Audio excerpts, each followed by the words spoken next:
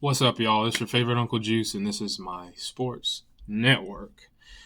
And today, we're going to talk about championships, and not in the way that you think. I got the juice, I play for hours. Coldest thing running, unlimited power. Doing my thing. So I have a bone to pick with championship culture.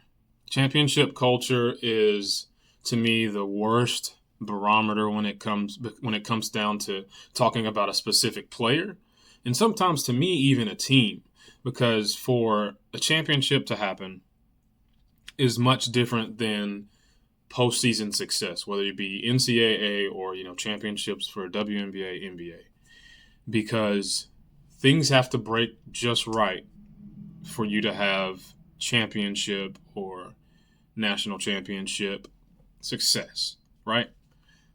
The postseason, no matter what sport you play, is a little bit easier to have because you can be dominant enough to where the odds are you're going to make it there no matter what. Like, there's nothing that's really going to get in your way in terms of getting there. And some could argue that it's like that with championships as well, but it's not. Or otherwise, you'd see the same champions every single year. There wouldn't be a skip because there'd be a formula, right? But there's not. There is factoring of injury because nobody's 100%. You hear so many podcasts and interviews and all this other stuff about how players talk about they're never 100%. They play through the pain. Then you have matchups, based on record, injury, and all this other stuff. You could get the perfect path. Everybody's like, oh, they didn't fight through that path to get to that championship. But it's a championship. So what are we talking about? You get the perfect path because you could run into the wrong path and you get up against somebody that has the right tools to play your team to the brink and lose or not lose. It just depends. So then it comes down to injuries, matchups, and just things breaking right and things that don't even involve you because I guess, that would be the path because if, Team X over here loses and they matched up well against you, then now everybody else that matches up against you isn't quite as bad for you as that team is. The kryptonite for, most teams and stuff like that. Now, some would argue, like, say, the South Carolina team, they win a lot and stuff like that. But again, you can't say that there is, like I said before, a championship formula because, like I said, we would see if you remove the old school stuff, of teams just constantly winning, like there's a lot of parity in basketball right now, it seems. And until you show me a team that wins for 10 or 20 years and never, ever, ever loses the championship. So this team wins the ship every single year. You can't say that this is a championship team. And getting to the point that brought all this on is you can't say that this player is a championship caliber player.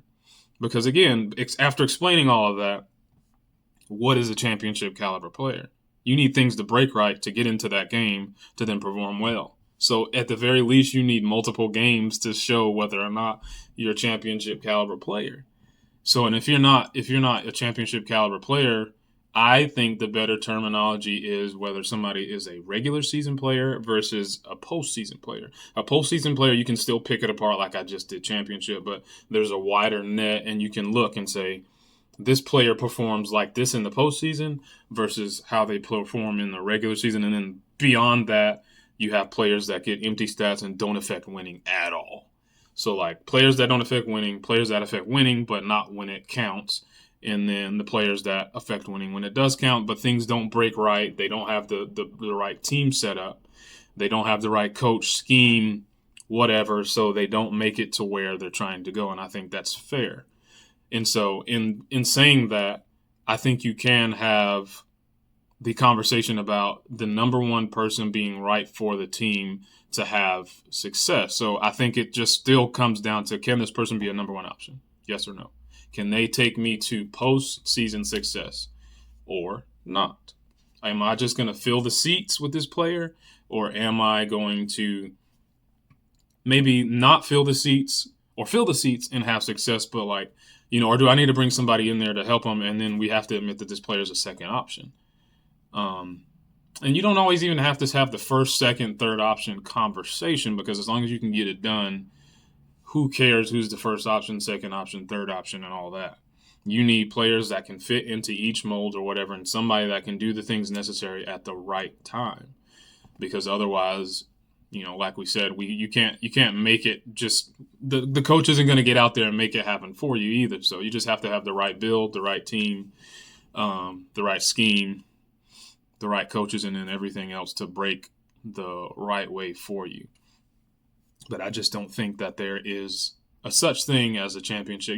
You have people that have the pedigree, but like the conversation always is too, whether you're in sports or in business or in anything else. This company could have success, but just because I take Becky from accounting doesn't mean my business is going to have the same type of success. Just because I take the VP from this company doesn't mean that my CFO, doesn't matter what position you pull, that doesn't always guarantee success. Again, the same thing applies to the real world. You don't have success unless certain things break right for you, and then it's hard to stay consistent too, or otherwise you would see unstoppable success. Don't have to be undefeated, but unstoppable. At the end of the game, at the end of the day, at the end of the fiscal year, I'm up here. I'm number one every single time. No matter how many losses I took, I'm number one. And you don't see that because there's the fluctuation. And I would even say deeper into the team side of things, as far as championship conversation goes, that I not despise, but I just don't like the fact that everybody says that defense wins championships.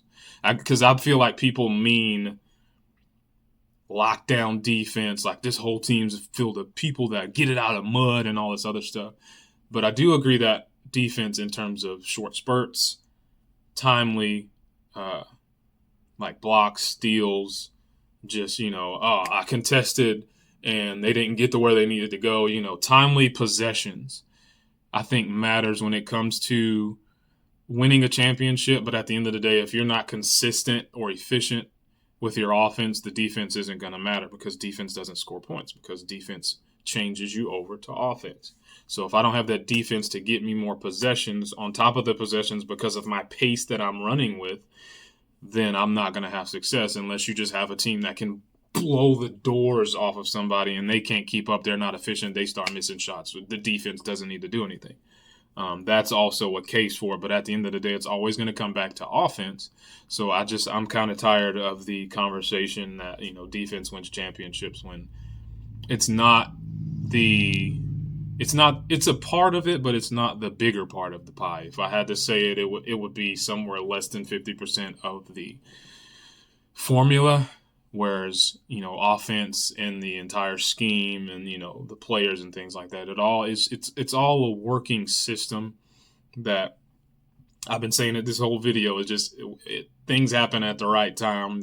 Things match up at the right way to where we can get it. I mean, I would love to see somebody prove that wrong, but like I said, I don't believe in judging people and things based off of championships, because there's been a lot of good teams and things that have had great championships, had good seasons and didn't win the championship, or players that, had that happen. But either way, if you like what you hear, like what you see, follow me on Spotify, YouTube, TikTok, Instagram, and anywhere you can find Juice Bunyan Sports Network, and I'll be there. So until next time, this is your Uncle Juice signing off. Your anatomy sweet, minus the cavity meat. I'm on salary, burning bridges and calories, cooking dinner and dabbling, dishing dishes and capsuling, entertaining the faculty, finger picking off gravity, getting grimy on Fridays, feeling flirty and